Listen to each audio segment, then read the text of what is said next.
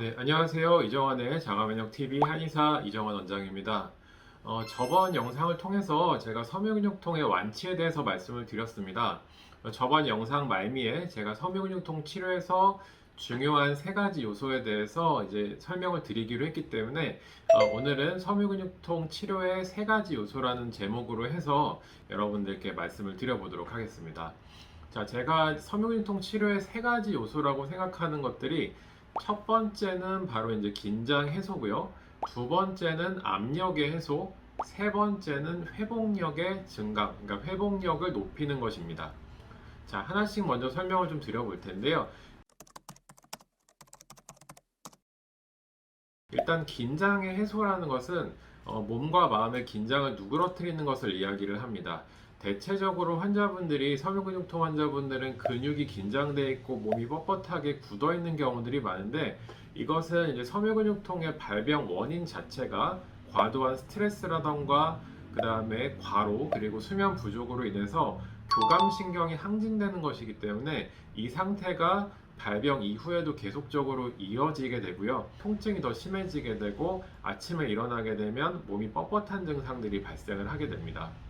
그래서 몸과 마음의 긴장을 누그러뜨리는 치료가 굉장히 중요하다고 할 수가 있겠는데요. 물속에서 하는 운동이라던가 명상이라던가 걷기라던가 이렇게 몸과 마음의 긴장을 누그러뜨릴 수 있는 방법들이 섬유근육통 증상 완화에 도움이 된다고 이야기를 하고 있습니다. 그리고 한의학적으로도 이 긴장을 해소시킬 수 있는 여러 가지 방법들이 있는데요. 양방에서도 우리가 이제 안정제라던가 신경 안정제, 뭐 이제 우울증 약 이런 것들을 써서 보통 신경을 안정시키게 되고 리리카라던가 신발타와 같은 이제 중추신경 억제제를 써서 이러한 긴장을 누그러뜨리기 위해서 노력을 하는데요. 자, 한방 치료에서도 이렇게 긴장을 누그러뜨릴 수 있는 방법들이 있습니다. 제가 많이 사용하는 약물 중에서는 이제 처방으로는 억간산이란 처방이 있는데 이 억간산이 뭐 당귀라던가 조고등, 복령, 뭐 창추 여러 가지 이제 약들이 들어가는 건데 조고등이라는 약재가 굉장히 핵심적인 역할을 합니다.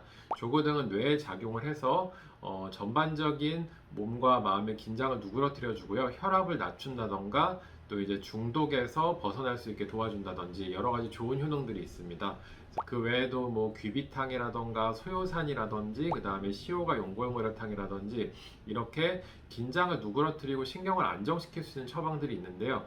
이런 처방들을 저도 임상에서 많이 사용을 하고 있고 침이나 약침 치료 같은 경우에도 신경을 안정시킬 수 있는 혈자리들 손목 가운데 있는 이제 내관혈 그리고 이제 신문혈 그리고 이 손가락 안쪽에 이 저기 손 바닥에 있는 소부혈이라든지 이런 혈자리를 많이 사용을 하고 있고요.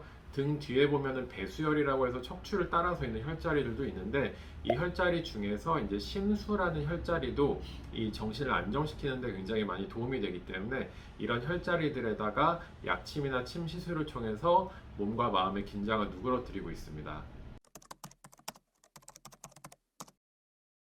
자, 그리고 두 번째로는 압력을 해소한다는 개념이 있습니다. 좀 생소하실 수도 있겠는데요. 이 압력이라는 것이 우리 몸에 어디에 발생하는지 한번 생각을 해보시게 되시면 이 가장 대표적으로는 이 복부에 발생하는 복압이 있습니다. 상복부에 복압이 있고 하복부에 복압이 있고요. 또 이제 흉강, 이 흉강 안에 압력이 있고 그리고 뇌 안에 뇌압이 있습니다. 이런 압력들이 과도해지게 되면 이 공간을 둘러싸고 있는 부위들도 같이 긴장을 하게 되는데요. 그러면서 통증이 주로 발생을 하게 됩니다.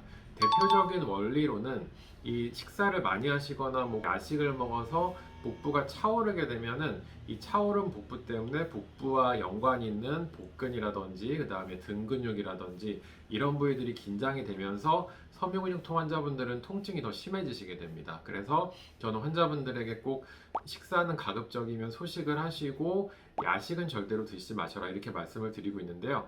이러한 이제 압력을 이제 진단을 통해서 측정을 하고 이런 압력을 내려줄 수 있도록 치료를 하는 것이 굉장히 중요합니다. 그래서 복부의 압력을 내리는 처방인 뭐 바나후박탕이라던가 뭐 정리탕이나 이진탕 이런 처방들을 쓰는 경우들도 있고, 하복부의 압력이 높은 경우에는 이제 대변으로 독소를 내보낼 수 있는 승기탕이라던가 뭐 계지복용환이라든지 이런 처방을 쓰기도 하고요.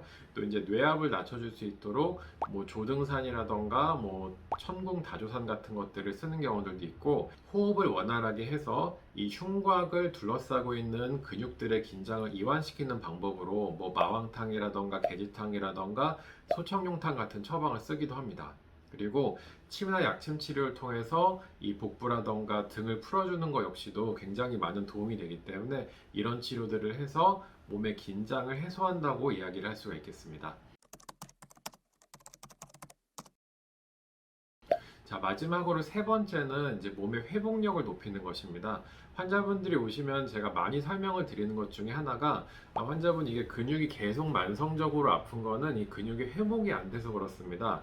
건강한 사람들은 하루 정도 일을 해도 다음 날이 되면 이 근육의 피로가 싹 풀리게 됐는데, 섬유근육통 환자분들은 잠도 제대로 못 주무시고 오랜 시간 과로가 쌓여 있으셔서 이 근육이 제대로 회복이 안 되기 때문에 근육에 손상이 일어나고 만성적으로 통증이 있게 됩니다. 이 근육의 회복력을 키우는 것은 전신의 회복력을 키우는 것과 연관이 있기 때문에 일단은 잘 주무시고 그 다음에 충분히 휴식을 취하시는 것이 중요하겠지만, 너무 만성적으로 회복력이 떨어져 있으신 분들은 외부적인 치료가 필요하다고 할 수가 있겠습니다. 그래서 한의학에서 대표적으로 사용하는 보약인 뭐 이제 육미지왕탕이나 보중이기탕이나 십전대부탕, 쌍화탕 이런 처방들도 같이 활용을 하게 되고, 이제 인삼이라던가 뭐 산삼, 녹용, 자악어, 태반 같은 것들이 들어간 약침 치료도 같이 병행을 하는 경우들이 있습니다.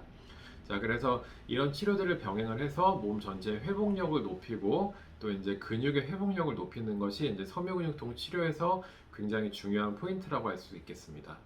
자, 그런데 이 세 가지 부분에 해당하는 것이 하나씩만 해당이 되시면 좋을 텐데, 대부분의 환자분들이 두 가지, 세 가지가 다 해당이 되기 때문에 여러 가지 치료를 병행을 해야 됩니다. 그래서 한약 처방을 할 때도 말씀드린 여러 가지 처방 중에서 조합이 들어가게 되고 그 사람의 체질에 맞춰서 처방이 들어가게 되고요. 약침 치료 같은 경우에도 다양한 혈자리나 방법들, 약침의 종류를 여러 가지를 우리가 사용을 하면서 섬유근육통 치료를 하게 됩니다. 자, 그래서 섬유근육통 치료는 그렇게 단순하진 않습니다. 하지만 제대로 이제 원인을 파악을 해서 치료를 하게 되면은 그만큼 좋은 효과들이 있기 때문에 뭐 섬유근육통 역시도 치료가 충분히 가능한 질환이라고 할 수가 있겠습니다. 자, 오늘은 제가 이렇게 섬유근육통 치료의 세 가지 요소에 대해서 말씀을 드려보았습니다.